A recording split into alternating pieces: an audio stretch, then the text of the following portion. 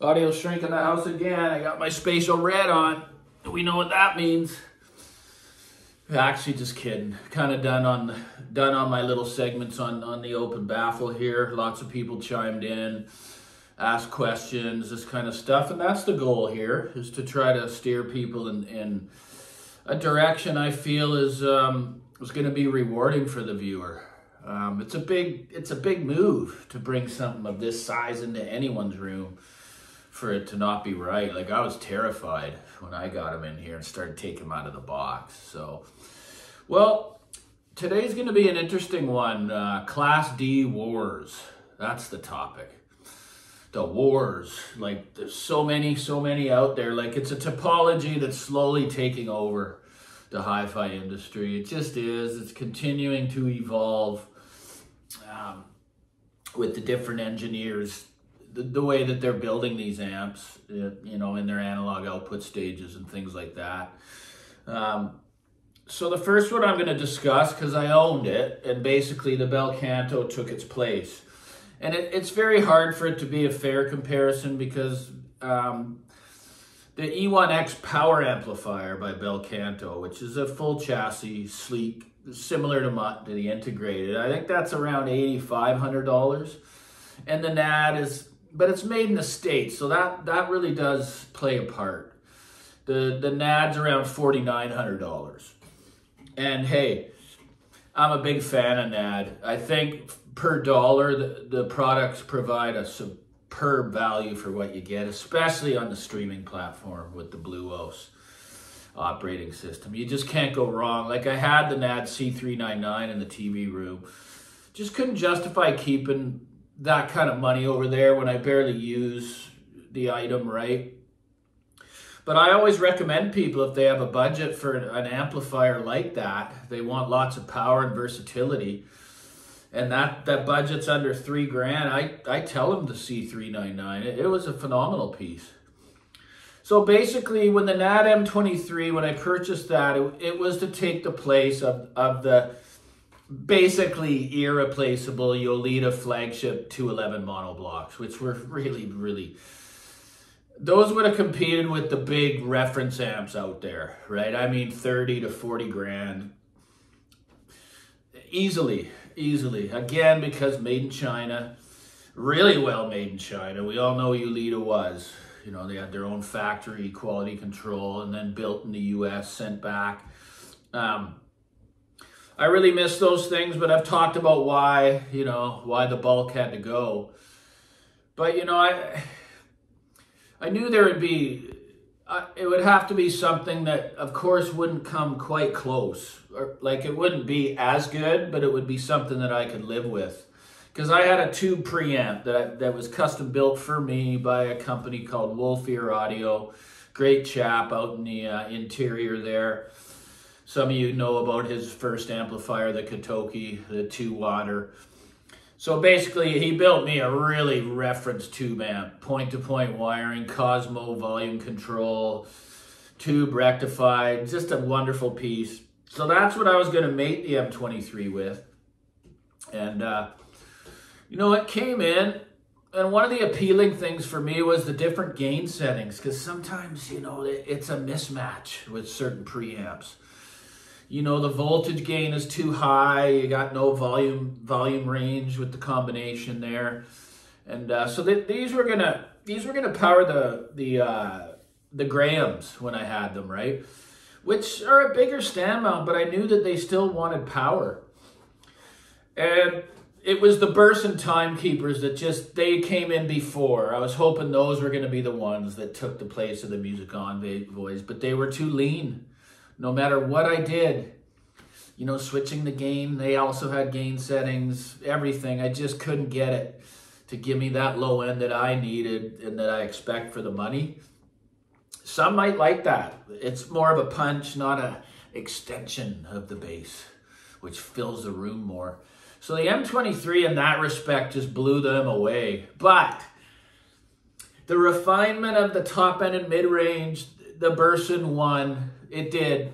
It was some of the finest I had heard. Again, it was like a Class A with an op-amp technology. So that's a big trade-off because, I mean, top end and mid-range should trump, you know, what's most important to a listener. For me, it's all kind of got to be there when I'm spending the money, right? So when the M23 came in, I knew right, oh man, okay, damn it. Even on the low gain setting, that's a lot of bass. That's, you know. It was a very, very transparent amplifier, meaning that the detail was almost, it just, because the Grahams are like a scalpel, it's like an instrument that dissects the music, it just wasn't the best pairing. It's not an amplifier that I could sit and listen to for a long period of time. And that, again, guys, is with my preamp. Not with what you all may own, or it may be better for you. But I just felt, you know, in the refinement area, it lacked. It had lots of balls and transparency, but it could become a little bit too much. Like on the top end as well when pushed. You know, so I got to say the build quality, it's a beautiful piece, just really overbuilt. Like this thing, when you looked inside it with those Purifi modules, which again, please don't put a name to a module and say, oh, that's better than the Ncore, because that's not the case. I've proven that myself here. That's why the bel canto with the Ncores that designer's worked with for a couple decades, those are his modules of choice. So the NAD had the Purifi, but man, this thing looked like a full-out, solid-state Class AB amplifier. No, not as heavy, but man, there's a lot going on under there. And you feel you're getting a lot for your money, and that's good.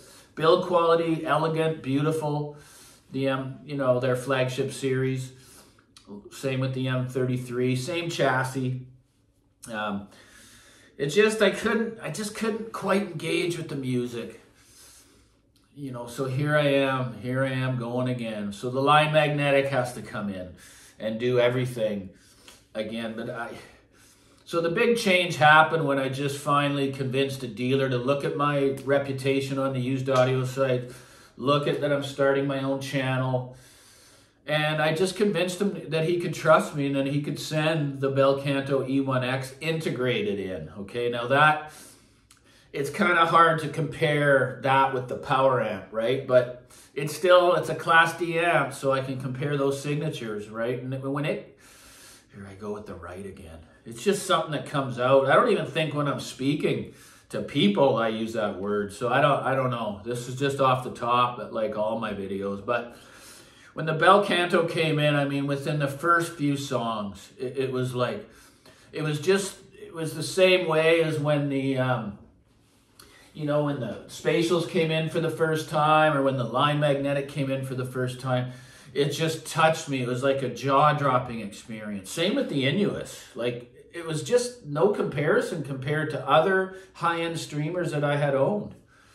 So I knew I hit the jackpot once again. I tested all the sections, the phono stage, the streaming. They were all up there at reference level. And the presentation was that of a pure analog. Very organic, very real, just enough resolution, not too much, beautiful mid-range, so right there with the Burson in that respect.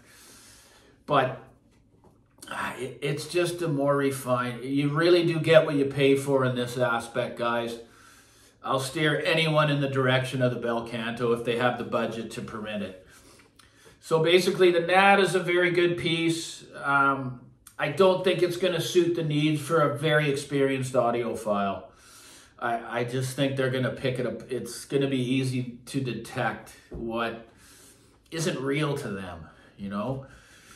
I'm not cutting down NAD because they're a great company and they offer just superb value. You know, that's under $5,000 for that power amp, and it could it could power anything out there, you know. It's just the bel canto is another animal. It is. And so it should be. It's almost double the price. And again, we all know those differences can be very incremental and very small. But when you're up at a certain level, those small differences are huge. They're really huge. Especially in that word overall balance and refinement. The bel canto is just a much more balanced presentation all along the audio spectrum, right? So this again was a suggestion by somebody that would be a good video to do. So I'll drop this one soon, but please like and subscribe. And there's a little super thanks down there if you feel so inclined. Help support the channel. It's a little heart down in the bottom right. Anyway, thanks for supporting. Take care.